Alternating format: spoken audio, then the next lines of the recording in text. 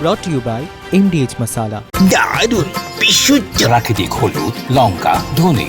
না, লঙ্কা, ধনে, হলুদ, MDH।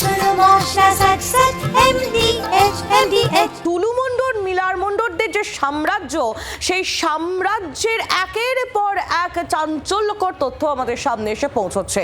সেই আপডেট আপনাদের সামনে যেমন তুলে ধরবো, ঠিক তেমনই হুমায়ুন কবিরকে নিয়েও আজ কথা বলতে হচ্ছে। মোহামেডানের দায়িত্ব হুমায়ুন কবির তিনি নিয়েছেন, আপনারা জানেন, আর তা নিয়েই একেবারে কেলেঙ্কারি বাঁধিয়ে ফেলেছেন তিনি।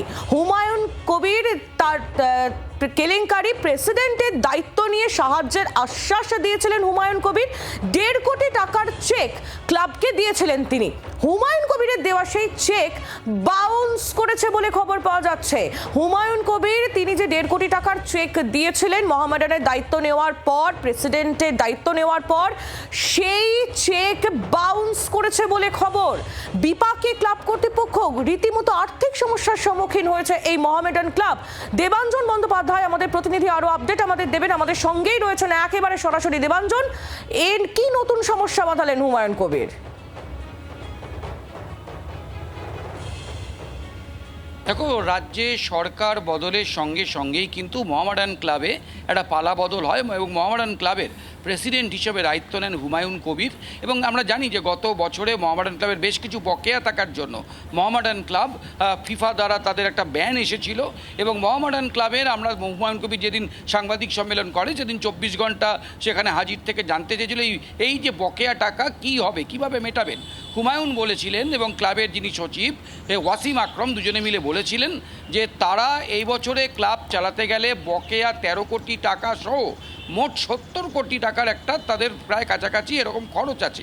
সেই খরচ হুমায়ুন কবির চেষ্টা করবেন, তিনি টাকা পয়সা দিচ্ছেন, সেই টাকা পয়সা দিয়ে তিনি মেটাবেন এবং একই সঙ্গে বিনিয়োগকারী আনার চেষ্টা হচ্ছে। এবং এখানে সেই দিনই ক্লাবের সিনিয়র ভাইস প্রেসিডেন্ট হিসাবে কাজী মাসুম আক্তার তিনি মোহামেডান ক্লাবে আসেন এবং তিনি ঘোষণা করেন যে তিনিও সাধ্যমতো যোগাযোগ করবেন বিনিয়োগকারীদের সঙ্গে।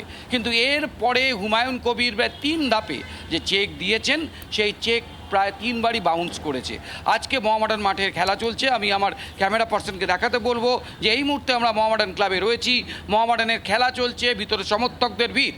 আজকে যখন সেই খেলা চলছিল, সেই খেলা চলাকালীন মাসুম বাবু তিনি সিনিয়র ভাইস প্রেসিডেন্ট ছিলেন, তার দিকে আমরা যা খবর পাচ্ছি তার দিকে কিছু সমর্থক, উত্তেজিত সমর্থক তারা আসেন এবং তারা জিজ্ঞেস করেন কেন এই ঘটনা বারবার ঘটছে এবং তারা তিনি বেরিয়ে যাচ্ছিলেন, তাকে ক্লাব থেকে বেরোতে বাধা দেওয়া হয়। সেই সময় মাসুম বাবু তিনি সেখান থেকে হুমায়ুন কবিরকে ফোন করেন, প্রায় 3-4 বার ফোন করার পর একটা সময় তিনি ধরতে পারেন এবং হুমায়ুন কবির সেখানে বলেন যে কিছু সমস্যা হয়েছে, 11ই আগস্টের মধ্যে তিনি সেই টাকা মিটিয়ে দেবেন। আমি আমার ক্যামেরা পার্সনকে একটু এগিয়ে আসতে বলবো, কারণ এই মুহূর্তে মোহামেডান ক্লাবে কর্মীরা মাসুম আক্তারকে তাকে কিন্তু এইখানে ক্লাবের মধ্যে এনে বসিয়েছেন যাতে তিনি তার নিরাপত্তা বিঘ্নিত না হয়। মোহামেডান ক্লাবের ভাইস প্রেসিডেন্ট মাসুম আক্তার তিনি ক্লাবের দায়িত্ব নেওয়ার পর বলেছিলেন যে তিনি বিনিয়োগকারী খুঁজে এনে ক্লাব যাতে স্বগরিমায় যেতে পারে সে ব্যবস্থা করবেন। আচ্ছা মাসুমবাবু, আজকে ঠিক কী ঘটেছিল? দেখুন, মোহামেডান স্পোর্টিং ক্লাবের সাথে আমার একটা ভক্তি ভালোবাসা ছিল, ভালো চেয়েছে। এখানে দুর্নীতির আড়ত ছিল, এটা বিগত রাজনৈতিক দলের এটা সেন্টার ছিল, পলিটিক্স হতো, নোংরা পলিটিক্স। তো আমি এসেছিলাম পশ্চিমবঙ্গ সরকার যাতে সদয় হয় মোহামেডান স্পোর্টিং ক্লাবের প্রতি, এবং 1 কোটি টাকা যেটা মোহনবাগান স্পিকারকে দিয়েছে, যেহেতু পশ্চিমবঙ্গ সরকার মাননীয় ক্রীড়ামন্ত্রী আমাদের ইন্দ্রনীল খান মহাশয় উনি যাতে দেন, মোহামেডানকে দেন, আমি কথা বলেছি, উনি রাজিও হয়েছেন। তাহলে একটা বড় পাওনা। এছাড়া আমাদের মতো লোক থাকলে বিভিন্ন ইনভেস্টার আসতে পারে, আলোচনা হতে পারে। আজকে কি হলো? এটা হলো আজকে আমার মনে হয় এটা প্রি প্ল্যান কিনা যাই না, কারা ষড়যন্ত্র করেছে যাই না। হুমায়ুন কবির চেক দিয়েছে, বাউন্স হয়েছে কি না কি হয়নি এটা তো আমাদের অভ্যন্তরীণ বিষয়, আমাদের অ্যাডমিনিস্ট্রেশন যারা আছে তারা আলোচনা করবে। আম দর্শকরা মোহামেডান স্পোর্টিং ক্লাবের গোটা রাজ্যের দর্শকরা জানলো কোথেকে, নাম্বার 1। নাম্বার 2, আমি আসার সঙ্গে সঙ্গে কিছু দর্শক তৈরি হয়ে গেল। ম্যাক্সিমাম লোক আমি জেনেই না, আমি তো নতুন, একেবারে নতুন। এখানে আমাকে যে সিনিয়র ভাইস প্রেসিডেন্ট করেছেন তাতে সই কার? হুমায়ুন কবিরের। জেনারেল সেক্রেটারি যে ওয়াসিম আকরম তার সই নিচেকার জেনারেল সেক্রেটারি। যতগুলো মেম্বার এখানে আছে, vice president, assistant secretary, treasurer, সবার তলায় সই হচ্ছে হুমায়ুন কবিরের। যদি মনে হয় আমি বা হুমায়ুন কবির এখন চলবে না, তাহলে বাকিরও চলবে না, তাহলে কমিটি ফেলে দিতে হবে, এটা লজিক বলে। আপনাকে ঘিরে ধরা হয়েছে? আমাকে বলা হচ্ছে আপনি হুমায়ুন কবিরের কাছে, হুমায়ুন কবিরের পলিটিক্স আলাদা, আমার সাথে কোনোভাবেই যায় না। তিনি ঘটনাচক্রে প্রেসিডেন্ট। আমাকে অনেক করে অনুরোধ করা হয়েছে যে আপনি সিনিয়র ভাইস প্রেসিডেন্ট হন, ক্লাবটা বাঁধবে। আমার মনে হয়েছে একটা বড় ক্লাব। পরে কি হয়েছিল আপনাকে ঘিরে? এখন দেখলাম কিছু মোহামেডান সমর্থক খেলা চলছে, খেলা দেখতে এসেছি। আমার শরীরও ভালো নেই, আমি অন্য কাজে বেরিয়ে যাবো, কিছুক্ষণের জন্য ছিলাম। দেখলাম হঠাৎ করে তার দল বেঁধে চলে এলো, বলে যতক্ষণ না হুমায়ুন কবির সমস্যা মিটছে আপনাকে আটকে রাখবো আমরা। আমি হুমায়ুন কবির তাহলে জেলা থেকে আটকে রাখুন না, রেজাল্টকে আটকে রাখুন না, আপনাদের কাছে খবরটা গেল কোথায়? আর হুমায়ুন কবির যদি চেক বাউন্স করে থাকে সেটার জন্য তো আমারও গায়ে লাগছে, আমারও ব্যথা লাগছে। আমি কথা বলবো না, এক্ষুনি কথা বলাতে হবে। হুমায়ুন কবির কেউ কারোর নাকি ফোন ধরছে না। তো আমি অনেকবার চেষ্টা করে কথা বলালাম, কথা উনি বললেন আমার অনিবার্য কারণে কিছু অসুবিধা হয়েছে, আমি 10 তারিখের মধ্যে বা 11 তারিখের মধ্যে টাকাগুলো সব দিয়ে দেবো যেগুলো দেবো বলেছি। এই হলো গল্প। তো ওনারা বিক্ষোভ টিক্ষোভ করার একটা প্ল্যান ছিল, অত্যন্ত খারাপ ব্যাপার। চেক যদি বাউন্স হয় সেটা কি নিরাপত্তাজনিত কারণেই মাঠ থেকে খেলা না দেখে আপনি এখন ক্লাবের মধ্যে বসে? আমি তো বেরিয়ে যাচ্ছি, আমার ভালো লাগছে না ব্যাপারটা, আমার ব্যাপারটা ভাল লাগছে না। এখানে যারা অন্য কর্মকর্তা তাদের ভূমিকাও ভালো লাগছে না। এখানে কি আবার ওই আগেকার যুগটা ফিরে আসার চেষ্টা হচ্ছে নাকি? আমি 1.5 মাস কি আপনি? আমি 1.5 মাস ম্যানেজিং কমিটি এই কমিটিতে এসেছি, একটা ম্যানেজিং কমিটি মিটিং হয়নি। একটা সিদ্ধান্ত, 2-1 সিদ্ধান্ত নিচ্ছে, টাকা থাক না থাক, ধার করে হোক, যেভাবে হোক, সিদ্ধান্ত তো ম্যানেজিং কমিটি নেবে। সেই ম্যানেজিং কমিটির মিটিংগুলো তো আমি জানবো, আমি তো সিনিয়র ভাইস প্রেসিডেন্ট না থাকলে সিনিয়র ভাইস প্রেসিডেন্ট চালায়। আপনি জানেনই কি কি মিটিং হয়? একটা মিটিং হয়। আর প্রেস কনফারেন্সে যে কয়েকটা লোকাল পোর্টালে সে ইন্টারভিউতে চলে যাচ্ছে, বড় প্রেসকে কাউকে ডাকা হয় না। লোকাল ওই যে পাড়ার যে সব ছোটো ছোটো প্রেস হয় না, 10-15 জন দেখে সেগুলো আর কি। অর্থাৎ বুঝতে পারছো যে এই মুহূর্তে ক্লাবের ভাইস প্রেসিডেন্ট তিনি কিন্তু এই মুহূর্তে নিরাপত্তাজনিত কারণে তিনি ক্লাবের ভিতরে এসে বসে আছেন এবং তিনি এখন বেরিয়ে যাচ্ছেন এবং বাইরে কিন্তু মানে ক্লাবের ভিতরে মাঠের মধ্যে খেলা চলছে এবং সেই খেলা পর কিন্তু ক্লাবে একটা উত্তেজনাকর পরিস্থিতি তৈরি হতে পারে বলে এমন খবরই শোনা যাচ্ছে। আমরা এই মুহূর্তে দেখতে পাচ্ছি যে ক্লাবের যিনি সিনিয়র ভাইস প্রেসিডেন্ট তিনি এখান থেকে ধীরে ধীরে বেরিয়ে যাচ্ছেন এবং আজকে তাকে সমর্থকেরা ঘিরে ধরেছিল এবং তার কাছে জানতে চাওয়া হয়েছিল কবে হুমায়ুন কবিরের এই চেক ক্লিয়ার হবে, কিন্তু তাকে তাকে ঘিরে ধরা হয় এবং সেখান থেকে তিনি কথা বলেন হুমায়ুন কবিরের সঙ্গে। এই মুহূর্তে তিনি বেরিয়ে গেলেন এবং আমরা এখন মাঠের ভিতরের দিকে যাব। মাঠের ভিতরে কিন্তু খেলা চলছে এবং তারপরে এই ক্লাবের চেক বাউন্স নিয়ে এবং এই নতুন কমিটি যেদিন থেকে গঠন হয়েছে সেদিন থেকেই কিন্তু মোহামেডান ক্লাবের একটা বড় অংশ তারা কিন্তু এই বিষয়টি নিয়ে তাদের মধ্যে অনেক রকম রাগ, অভিমান, মানভঞ্জন রয়েছে। এর সেরকম অভিমানের বেশ কিছু কথা মাসুম আক্তার তার গলাতেও আমরা শুনলাম দেবাঞ্জন, এবং আমরা তোমার সঙ্গে কথা বলতে বলতেই লাগাতার চেষ্টা করে যাচ্ছিলাম হুমায়ুন কবিরের সঙ্গে যোগাযোগ করার, যদিও তার সঙ্গে যোগাযোগ করা সম্ভব হয়নি, তাই তার ভার্সনটা এই মুহূর্তে আপনাদের সামনে তুলে ধরতে পারছি না। আমরা বহুবার চেষ্টা করলেও তার তরফ থেকে কোনো রকম কোনো রেসপন্স এখনো পর্যন্ত করা হয়নি। দেবাঞ্জন, তুমি একটু আমাদের সঙ্গে থাকো, একটু বীরভূমের ছবি যেমনটা শুরুতেই আপনাদের বলছিলাম দেখাতেই হচ্ছে, কারণ সিউড়িতে টুলু মণ্ডলের বাড়িতে পুলিশ গিয়ে পৌঁছেছে আর অন্যদিকে নথি পাচারের ছকও বানচাল হলো। বুঝতে পারলেন না তো? বুঝিয়ে বলছি। সিউড়িতে গাড়ি আটকেছেন স্থানীয় বাসিন্দারা, পরে সিউড়ি থানার পুলিশ গাড়িতে বস্তা বস্তা ফাইল উদ্ধার করেছে। সেই ফাইলগুলির ভিতরে রয়েছে বিভিন্ন নথিপত্র। প্রাথমিকভাবে জানা গিয়েছে এই ফাইলগুলিতে বিভিন্ন পাথর ব্যবসার কাগজপত্র রয়েছে। বিপাকে পড়ে টুলু মণ্ডল নথি পাচার করার চেষ্টা করছিলেন এমনটাই অনুমান করছে পুলিশ। সিউড়িতে টুলু মণ্ডলের বাড়িতে পুলিশ তারা তল্লাশি অভিযান চালাচ্ছে সকাল থেকে। সেই ছবি আপনাদের সামনে আমরা তুলে ধরেছি। টুলু মণ্ডলের যে প্রাসাদোপম বাড়ি, সেই প্রাসাদোপম বাড়িতে একেবারে তল্লাশি অভিযান, চিরুনি তল্লাশি এই মুহূর্তে পুলিশ চালাচ্ছে। আর অন্যদিকে এই যে গাড়ি, সেই গাড়ি সন্দেহজনক ভাবে যাচ্ছিল এবং সেটাতেই স্থানীয় বাসিন্দাদের তাদের সন্দেহ হয়, তারা গাড়িটিকে আটক করে। সিউড়ি থানার পুলিশ সেখানে গিয়ে পৌঁছয় এবং যে ছবিও আপনারা দেখতে পাচ্ছেন সেখানে বস্তা বস্তা ফাইল উদ্ধার হয়েছে। প্রচুর বস্তা থাকতে দেখা যায় এবং তারপর সেই বস্তাগুলি খুলে দেখা যায় যে প্রচুর নথিপত্র রয়েছে সেই বস্তার মধ্যে। এবং প্রাথমিকভাবে এখনো পর্যন্ত যেটা জানা যাচ্ছে যে এই ফাইলগুলিতে বিভিন্ন পাথর ব্যবসার কাগজপত্র রয়েছে। এই টুলু মণ্ডল সেই কাগজ সে সরিয়ে দেওয়ার চেষ্টা করছিল, নথিপত্র পাচার করার চেষ্টা করছিল, এমনটাই অনুমান করছে পুলিশ। আপনি কে? আমি কোম্পানির কোন কোম্পানির কে মালিক? মন্ডল স্টোন প্রোডাক্ট প্রাইভেট লিমিটেডের আমি একজন ম্যানেজার। মালিক কে? টুলু মন্ডল। আপনাকে সকালে কি টুলু মণ্ডলের ফোন এসেছিল? ইয়াস, একদম এসেছিল। কি বলা হয়েছে সেখানে ফোনে? আমাকে বলেছে পার্থদা তোমার কাছে কোনো কাগজপত্র আছে অফিসে? হ্যাঁ স্যার আছে। বুঝলে না, কাগজপত্রগুলো একটা গাড়ি রেখে সরিয়ে দাও। সরিয়ে দাও। কোথায় সরাতে বলেছিল? না, কোথায় সরাতে বলেছিল? গাড়ি রেখে দাও, সে তারপর ইনস্ট্রাকশন দেবে। তারপরে রেজিস্ট্রেশন আসেনি? আমার কাছে না। কথা বলবো প্রসেনজিৎ মালাকার আমাদের প্রতিনিধি রয়েছেন এই মুহূর্তে আমাদের সঙ্গে। প্রসেনজিৎ, একদিকে পুলিশ বাড়িতে চিরুনি তল্লাশি চালাচ্ছে আর অন্যদিকে নথি পাচারের চেষ্টা করছিল এই টুলু মণ্ডল। দেখো, একেবারেই তাই। আমরা যেটা জানতে পারছি, একেবারে শিউরির পাশেই জিকদারপুর এলাকা, নহদরি বলে এলাকা, সেখানে একটি ফার্ম হাউস আছে টুলু মণ্ডলে। আর সেখান থেকেই আজকে একটি গাড়িতে করে কিন্তু ব্যাগ ভর্তি করে বাড়িতে বস্তা বন্দি করে কিন্তু ফাইলগুলিকে বার করা হচ্ছিল।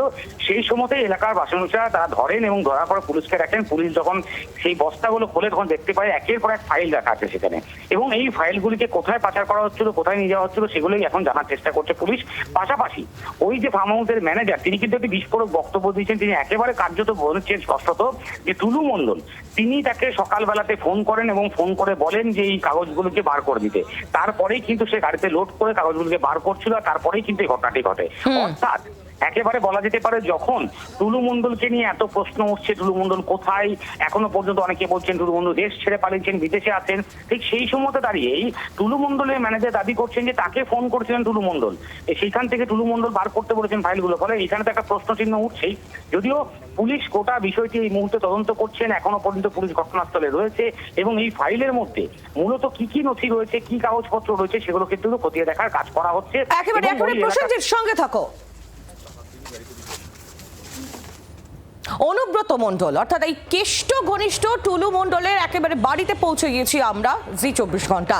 শিউরির সুভাষপল্লীতে তার চারতলা বিশাল বাংলো প্রাসাদোপম বাড়ির ছবি সকাল থেকে আপনাদের সামনে আমরা তুলে ধরছি।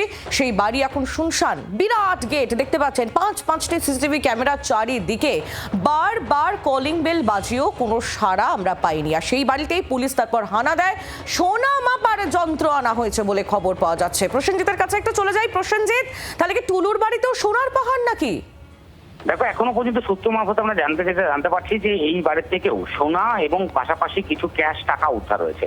সেই ক্যাশ টাকার পরিমাণ কত, সোনার পরিমাণ কত, সেটা এখনো পর্যন্ত কিন্তু বীরভূম জেলা পুলিশ জানাচ্ছেন না।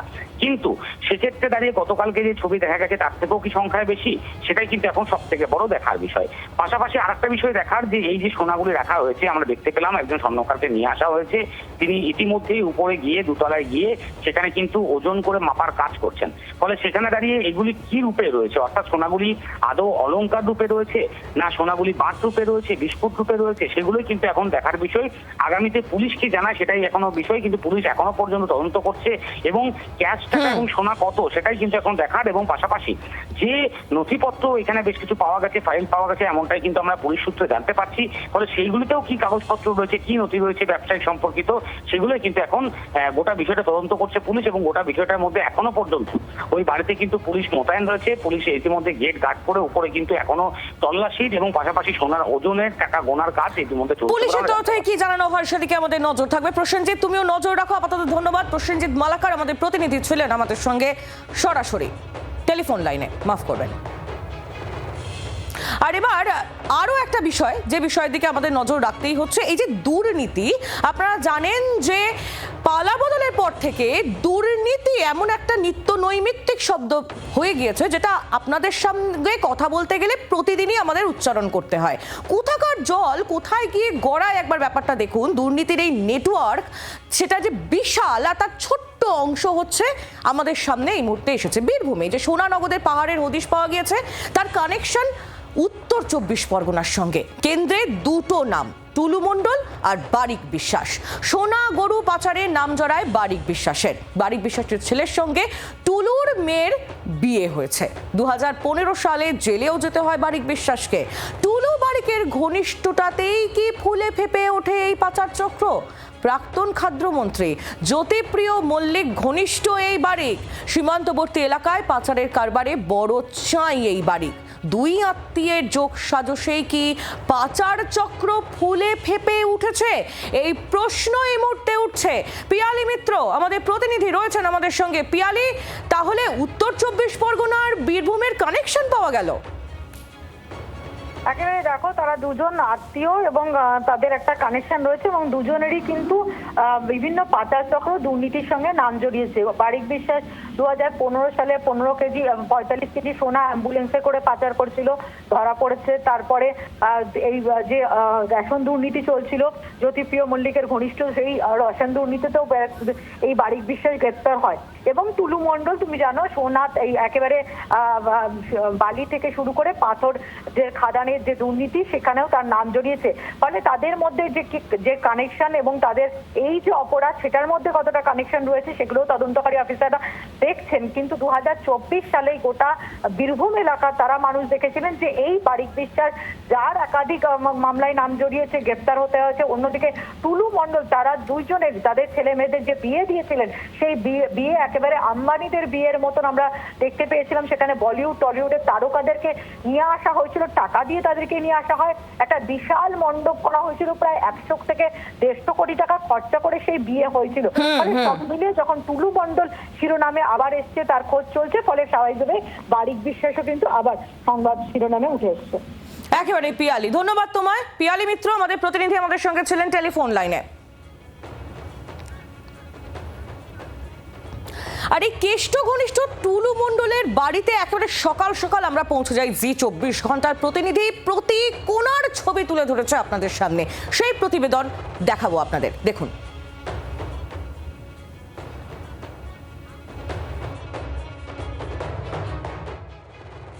এই মুহূর্তে এই যে জায়গাটি দেখছেন, এটি হলো টুলু মণ্ডলের বাড়ি। কোটি কোটি টাকা তার আত্মীয়ের বাড়ি থেকে উদ্ধার হয়েছে এবং তিনিও কোটি কোটি টাকার উপর মালিক। সিউড়িতে সুভাষপল্লিতে তার বাড়িতে রয়েছে। প্রথমে বাড়িটা ছবি দেখায়।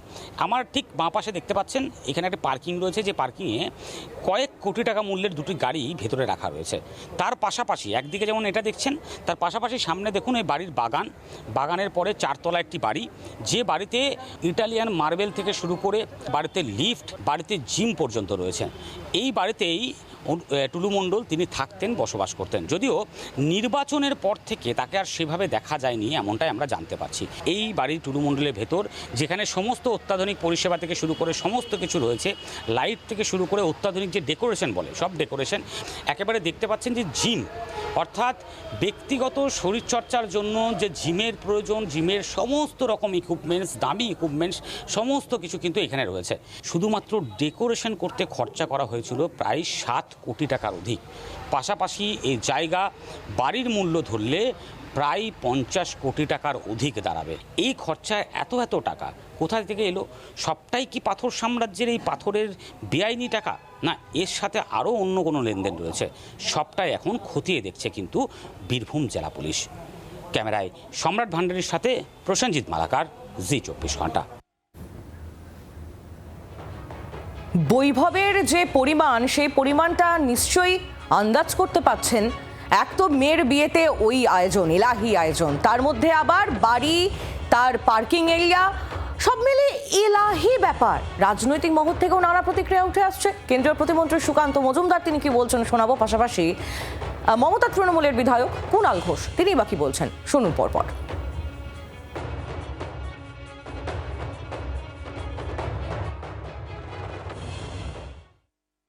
যে ব্যক্তি নিজের মেয়ের বিয়েতে 150 কোটি টাকা খরচ করতে পারেন, টলিউড বলিউডের অভিনেতাদেরকে নিয়ে এসে নাচাতে পারেন, তৃণমূলের অনেক নেতাও নেচেছে, সেটা ক্যামেরার বাইরে, সেটাও আমরা জানি। তো তার মানে তার প্রপার্টি কত আছে ভাবুন। এবং তার একজন নিকট আত্মীয়র কাছ থেকে পুলিশ পায় 50 কোটি টাকার সোনা এবং টাকা জোগাড় করেছে, যে একজন সাধারণ স্টেট বাসের অর্থাৎ যে স্টেট কর্পোরেশনের কর্মচারী ছিলেন। শুধু তাই নয়, আপনার জ্ঞাতার্থে জানিয়ে রাখি, টুলু মণ্ডলের মেয়ের বিয়ে হচ্ছে আর একজন মাফিয়ার ছেলের সাথে, তার নাম হচ্ছে বারিক বিশ্বাস, যে পরিচিত হচ্ছে গরু পাচারকারী এবং সোনার পাচারকারী হিসেবে। পুলিশের উচিত তার তদন্তের জালকে বিস্তৃত করে এই সমস্ত অপরাধীদেরকে তদন্ত করা। যারা এই সমস্ত অবৈধ টাকা, অবৈধ গয়না করেছে, তো ব্যবস্থা নিতে কে বারণ করেছে? 100 বার ব্যবস্থা হোক। আমরা তো বারবার বলছি, যদি কোথাও কোনো অন্যায় থাকে, বিতর্কিত এবং অবৈধ এগুলো থাকে, তো ব্যবস্থা নিন না, কে বারণ করেছে? আবার তখন দেখবেন কে আবার ভালো তৃণমূল হয়ে গিয়ে নাম লিখিয়ে দিল কোথাও, তখন আবার পুলিশ দেখতে পাবে না। শুধুমাত্র তাদের কথায় হ্যাঁ না বললেই পুলিশ যাবে, পুলিশে যাওয়ার মাপকাঠি যেন আবার এইটা না হয়ে যায়।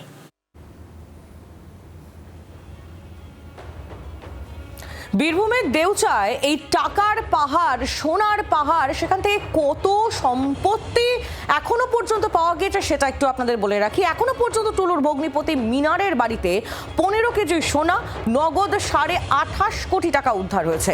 সকালে বার করা হয় 6টি ট্রাঙ্ক, 2টি আলমারি, সব মিলিয়ে সোনা নগদ মিলিয়ে 50 কোটি টাকার সম্পত্তি উদ্ধার হয়েছে। মিনার মণ্ডল ইতিমধ্যেই গ্রেফতার, কিন্তু টুলু মণ্ডলের খোঁজ নেই। পাথর ব্যবসায়ী টুলু মণ্ডলের আত্মীয় মিনার মণ্ডলের বাড়িতে যে পরিমাণ সম্পত্তি উদ্ধার হয়েছে সেই ছবি আপনারা এই মুহূর্তে দেখছেন। টুলু মণ্ডলের সঙ্গে সিন্ডিকেট চালাতো এই মিনার, জানিয়েছেন বীরভূমের পুলিশ সুপার।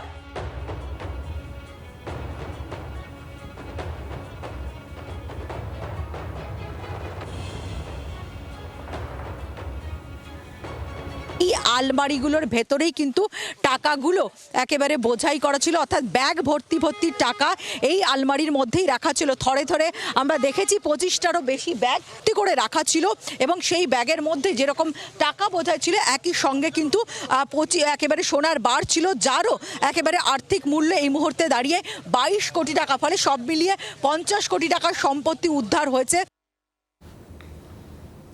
বুঝতেই পারছেন কত পরিমাণের সম্পত্তি, একের পর এক ট্রাঙ্ক বার করা হচ্ছে, সেই ছবি তুলে ধরছি আপনাদের সামনে।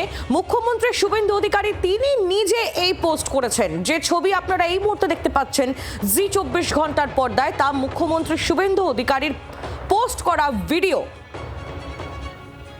28.5 কোটি টাকা নগদ উদ্ধার করা হয়েছে। সোনা 15 কেজি প্রায়, সেই সোনা উদ্ধার, সব মিলিয়ে 50 কোটি সম্পত্তি। যেমনটা আপনাদের বলছিলাম না কিছুক্ষণ আগেই, সকাল থেকেও যেটা দেখাচ্ছিলাম, যে পার্থ অর্পিতাকে জাস্ট কয়েক কোটি টাকার জন্য বিট করতে পারেনি এই টুলু আর মিনার জুটি। তাদের বাড়ি থেকে উদ্ধার হয়েছিল 57 কোটি, আর এখান থেকে উদ্ধার 50 কোটির সম্পত্তি। আর এবার টুলু মণ্ডল, তার বাড়িতে এই মুহূর্তে এখনো পর্যন্ত পুলিশি অভিযান চলছে।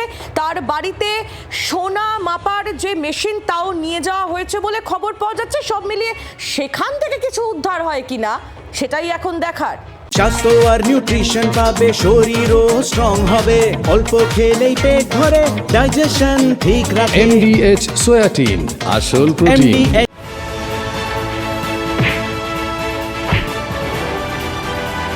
Brought to you by MDH Masala।